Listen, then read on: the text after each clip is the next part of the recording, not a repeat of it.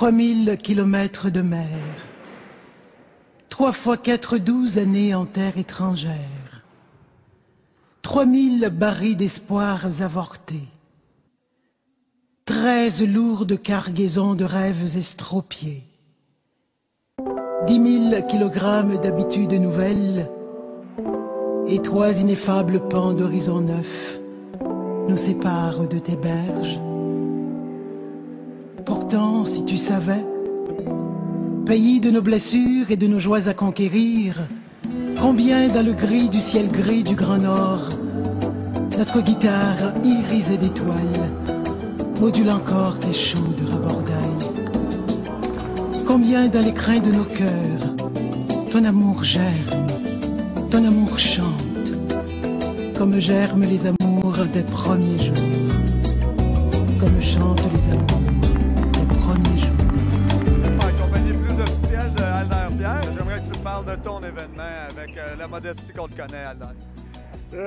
En fait, je me rappelle encore de mardi, quand on a entendu parler des premiers tremblements de terre. Je me rappelle encore, j'étais à l'école, je m'apprêtais justement à jouer au basket. Et mes parents sont là-bas encore. Et c'est sûr que la première chose que j'ai faite, j'ai été jouer au basket pour me changer les idées. Puis par la suite, on se demandait, nous, en tant qu'êtres humains, qu'est-ce qu'on pouvait faire pour les aider, tous ces gens-là qui étaient dans le besoin. Puis souvent, on pense avec notre cœur. Puis la première chose qui est dans mon cœur, au fond, c'est le basket. Donc c'est ça qui a été, je pense, l'aspect rassembleur de tout ça. Puis en fait, de là a découlé tout l'événement, c'est ramasser les gens proches de moi, les gens qui pouvaient nous aider. En compagnie de Bobby Miller, un autre vedette du basketball québécois. On pourrait même dire au niveau de la scène nationale au Canada. C'est encore le fun de te voir sur les courts. Tu te débrouilles encore très bien.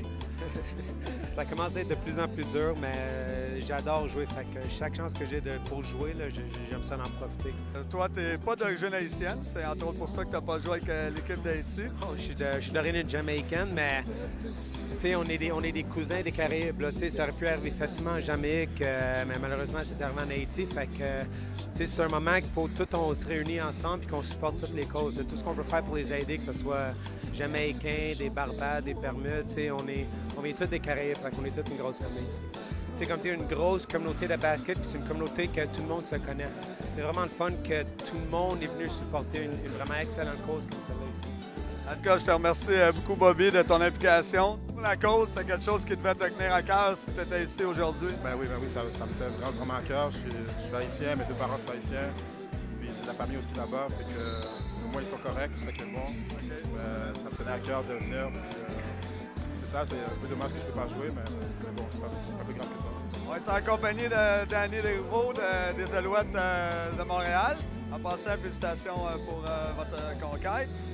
Danny, je voulais juste que tu me parles un peu de l'événement. Qu'est-ce qui fait que tu es ici et pourquoi ça te tenait à cœur autant d'être ici? C'est ça, pour moi, c'est primordial d'être ici.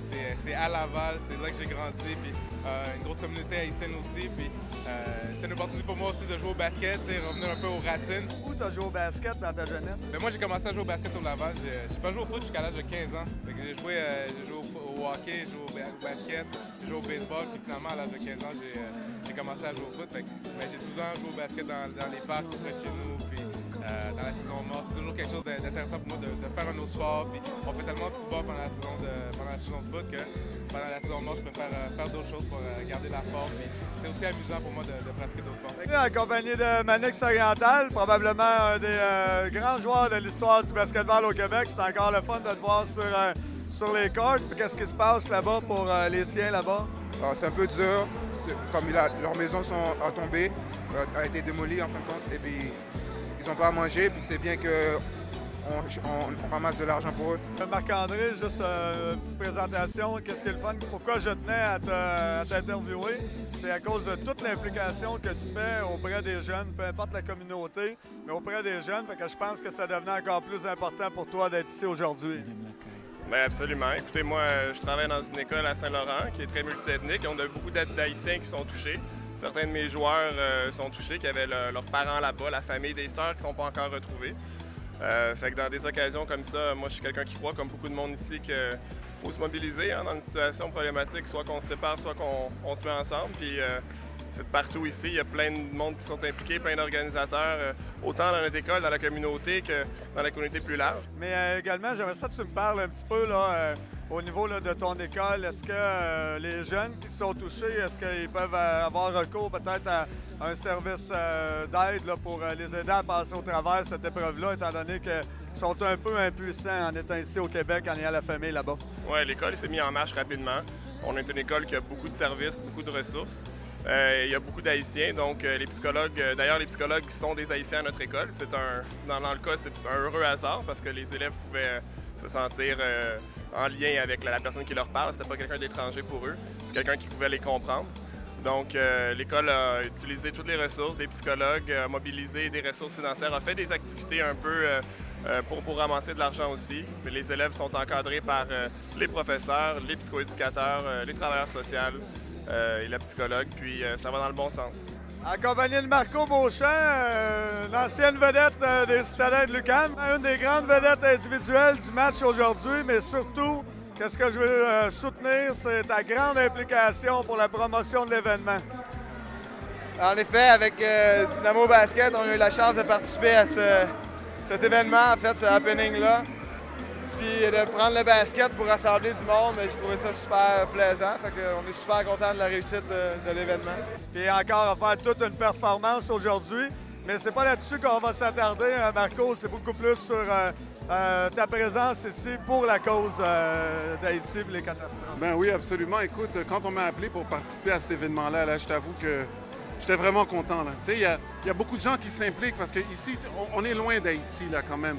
Puis on se sent un petit peu impuissant. Il n'y a pas grand-chose qu'on peut faire à part envoyer de l'argent, bien sûr, mais quand on se réunit ici, que ce soit en spectacle, que ce soit dans des matchs de basket, c'est une énergie positive qu'on amène ici. C'est pas juste pour l'argent qu'on fait ça, ramasser de l'argent pour envoyer.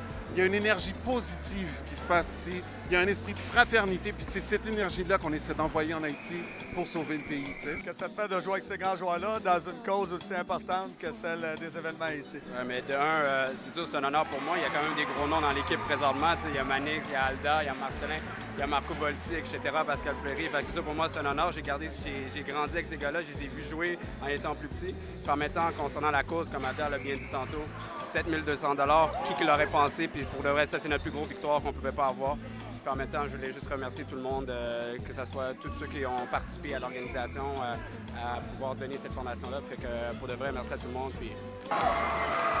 Tout le monde debout! 5, 4, Monsieur Martin, wow! Merci aux deux équipes. Sans oublier la table de marque Dina, Annabelle, Marie-Pierre et François.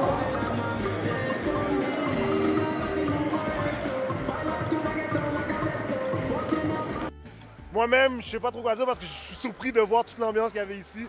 Le monde, ils sont présentés l'argent qu'on a pour ramasser. Puis je pense qu'on a eu 2 victoires, on a gagné sur le terrain, mais je pense que la plus grosse victoire qu'on peut avoir, c'est tout l'argent et toute l'ambiance qu'on a eue ici. Personnellement, comme spectateur, comme amateur de basket, comme ami, je te félicite. C'était un événement. Je pense que le succès ne peut pas être plus grand que l'amour avec lequel tu y as mis. Je trouve ça excellent. Merci, Alder. Ça fait plaisir. Merci, Lucas. On se voit peut-être.